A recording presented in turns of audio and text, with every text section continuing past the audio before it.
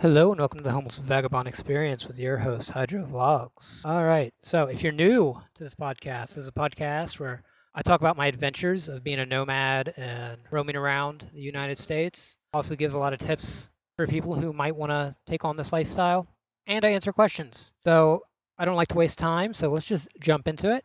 So the first thing I want to talk about is where I'm at right now. So I just made it into Maricopa, Arizona. I really hope that's how you pronounce it. Had an interesting town itself was great, but I had an interesting trip here. So I was walking along a highway. It wasn't like an interstate. It was just a highway. And it was dark out, and I had my headlamp on. But, I still don't want to walk in the dark. So I eventually come to a little, almost like a trail. It's clearly like a trail animals have made, oars and such, which is great foreshadowing for what I'm about to tell you. So I follow it, and I found a great spot. It's kind of a clear opening, but there's a bunch of trees and bushes kind of obstructing me from the highway so nobody can see me. I ended up, getting out my sleeping pad and my sleeping bag, take my headlamp off, put it right next to me, and I'm sleeping about 20 feet away from a train. So all throughout the night, trains are going by, ground's shaking, which you would think would be annoying, but I'm so used to it that it just doesn't wake me up. Apparently nothing wakes me up, because when I woke up the next morning, I went to pack up all my stuff, and I noticed my headlamp was about 20 feet away from me. So at some point in the night, some animal came by, or at least I hope it was an animal, came by, grabbed my headlamp and moved it, and then ran off, and I was just asleep and didn't even notice. So that was great. That was fun. Yeah, probably going to be the last night I sleep in my sleeping bag. So, like I said, I'm in Arizona, spring, getting hot. My sleeping bag is rated for 30 degrees. What I'm planning on doing today is ditching my sleeping bag and getting a sleeping bag liner. That way I got some protection from bugs and stuff. And, I'm just gonna, like I said, ditch my sleeping bag, save on weight because I'm not gonna be using it. Yeah, we're gonna see how that goes. Knowing my luck, gonna get down to like 30 degrees next week. That happened last year. I was in Florida and it was like April. I think it was April. And I thought to myself, okay, it's April in Florida. Nothing bad's going to happen. Let's get rid of my sleeping bag. And so I did that. And then a week later, low of 32 degrees in Florida in April. It's ridiculous. So yeah, going to watch out for that. Okay, so topic for today, going to be charging your phone, battery banks, all that kind of stuff while you're out living this crazy lifestyle. There's a lot of different ways you can charge your stuff up. The most common and easiest way is just with an outlet. So the best places to go if you want to charge your stuff up would be, honestly, parks. Parks are the number one. Definitely the number one. I've never been kicked out of a park for charging my phone up. Not all parks have outlets, so, be aware of that. But if the park has an outlet, no one's going to kick you out. You can just kind of charge up, as long as you're not bothering anybody. I never bother anybody, so I've never been kicked out. If there's no parks around, another great place is actually like Walmart or any real supermarket. I've been kicked out of, I say kicked out of them, and they just asked me to leave from 2 Walmarts, I think. Most Walmarts, you can sit right outside their building, charge your phone up. As long as you're not bothering anybody, they're not going to tell you to leave. Now, if you're somebody who really likes to use their phone, like me, I watch YouTube, listen to podcasts, listen to music, you definitely want a battery bank. And I highly recommend, I know they're more expensive, but I highly recommend a battery bank that has fast charging. My battery bank has 65 watts fast charging. And if you don't know what fast charging is, you have no idea how much it helps you. So the battery bank I have is 30,000 milliamps per hour, which is a big battery bank. And it only takes about 2 hours to charge with a 60 watt power supply. And that'll charge my phone up about 7 or 8 times. Compared to the battery bank I used to have, which would take 7 or 8 hours to charge and would charge my phone up 6 or 7 times. So I really recommend you get a fast charging battery bank, especially if you're going to be charging from outlets. Obviously be aware if you get a fast charging battery bank, you also need a fast charging cable and a fast charging box. One of those little boxes that plug into the receptacles. You need to make sure cable, those boxes are rated for 30 watts, 60 watts, 100 watts, whatever your battery bank is rated for. That way you're taking full advantage of it. But outlets aren't the only way to get charged. I personally use solar panels to charge my phone up and my battery bank. Before I go any further, let me tell you which solar panels not to get. Those little solar panels that come connected to like a battery bank, absolute trash.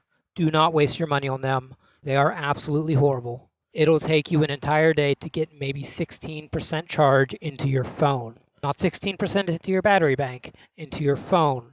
They're absolutely worthless. And I've had 2 of them. Because the first one I got, I thought to myself, there's no way they're this bad. I must have gotten a defective one.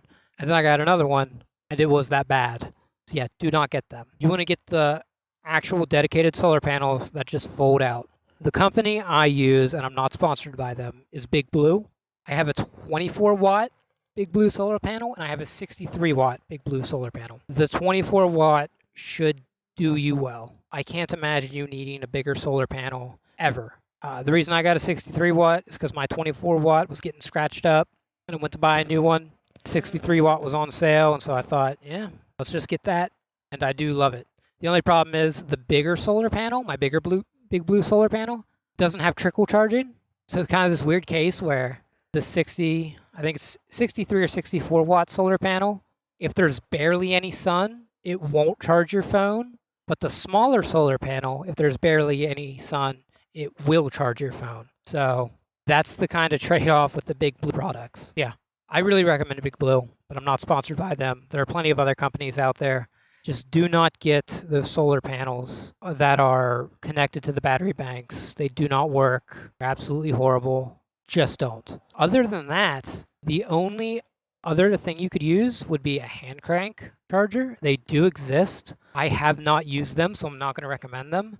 If you want to do your own research, apparently you can just plug them right into your phone, crank it a little bit, and it'll charge your phone up.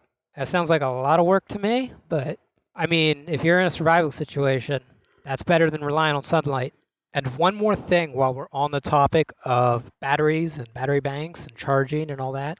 If there's a product you want, you have a choice between it being battery powered, as in like AAA battery powered, or rechargeable battery power, I highly recommend you get the AAA variant or AA variant or whatever. So I'll give you an example. Headlamps. I have a headlamp, and my headlamp runs off AAA batteries. And I have an extra set of AAA batteries in my backpack. I will always have that headlamp. I will always be able to use it. If it ran off of a lithium-ion battery and it had to be recharged, if I'm stuck out, in the woods on a trail, it's dark, and my battery bank's dead, my phone's dead, and my headlamp's dead, then there's nothing I can do. If I'm in that same situation and my headlamp takes AAA batteries, I can replace those batteries and I can get out of that situation. So really recommend, definitely headlamp. I really recommend you get it that takes like AAA batteries. Really recommend it. All right. So I think I kind of hit on everything there when it comes to charging your phone up and batteries and everything like that. If I missed anything, if you have any questions, please email me, the Homeless Vagabond Experience @gmail.com. Leave a comment in, YouTube, Twitter, Instagram. I will see it. If you leave a comment anywhere, trust me, I will see it.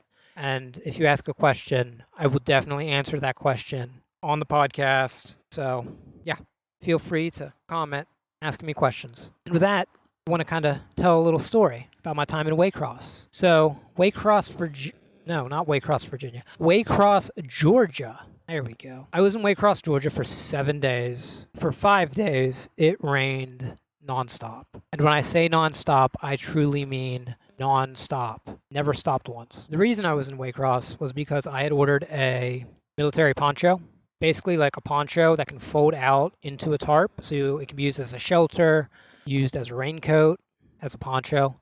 So I had to wait like a few days for that to come in. And I had the very smart idea, because there was like nowhere to sleep. There's only one place I could find where I could sleep, and that was in the middle of a swamp. So I want you to just think about that for a second. 5 days of constant raining, camping out in a swamp. I'm sure you can imagine what happened. So for the first 4 days, it wasn't bad. I was in kind of a high part of the swamp, I guess you could say, and it wasn't flooding. Perfectly fine for the first couple days. Then on the very last day, it rained harder. Trees were falling. I'm making that sound a lot worse than it was. I mean, like 2 trees fell from rain. Because like all the trees were dead in the swamp.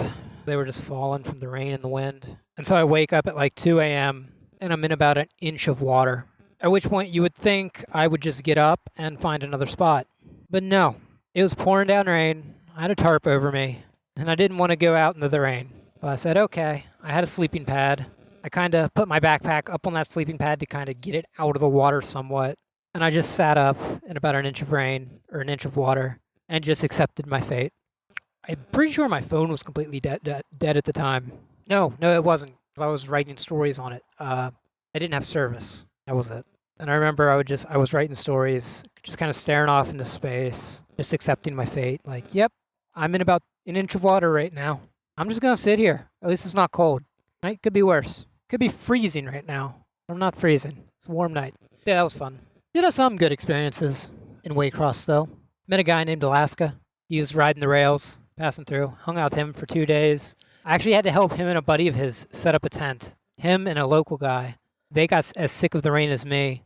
And so they bought a tent, but they didn't know how to set up a tent. And so, I went with them to their spot, helped them set up a tent. And I'm sure many of you probably wonder why I didn't just sleep around their spot. That's just because I like to be alone. I don't really trust people, They seemed cool. I'm sure they were cool.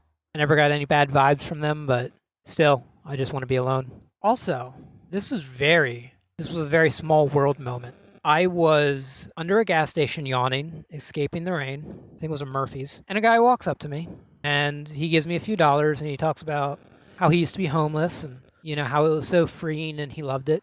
And we get to talking, and he asks me, where I'm from. And I say, I'm from Cumberland, Maryland. And he looks at me, and he goes, oh, my cousin's from Cumberland, Maryland. Oh, that's really cool. Like, yeah. His son, he got killed by getting hit by a train. It's like, oh, are you talking about Austin? And he's like, his eyes like lit up. He's like, yeah. You know him? I'm like, yeah, I played baseball with Austin. And his father, your cousin, was my baseball coach, which was such a small world experience. I'm 1,000 miles away from, where I played baseball. And here's my baseball coach's cousin, just walks up and starts talking to me. Of all the people to talk to me, it's him. That was a very interesting small world. Also, a big shout out to the Little Caesars in Waycross. They may or may have not given me a free pizza, and I'm never going to complain about that. Okay, and with those little stories out of the way, I think that's going to do it for today's episode. A little shorter than I want. Well, not really. I don't like to drag things out. I like to just speak my mind, be clear, concise, quick, all that stuff. Anyway, if you have any questions you want answered on the show, the Homeless Vagabond Experience @gmail.com, or comment on Twitter, Facebook, Instagram, YouTube. Comment or tweet me or anything. I will definitely see it. I will answer your question on the podcast. Or maybe if you have an interesting story. Yeah. If you have an interesting story you want to share, write me. Maybe share it on the podcast. Okay. With that, I'm going to end it right here. I hope you've all enjoyed. Remember to follow me, subscribe, like, hit the 5-star review button. All that stuff helps me out. Share the podcast with all your friends. With that, I'm out of here. Peace out, everybody. I hope you all have a wonderful day.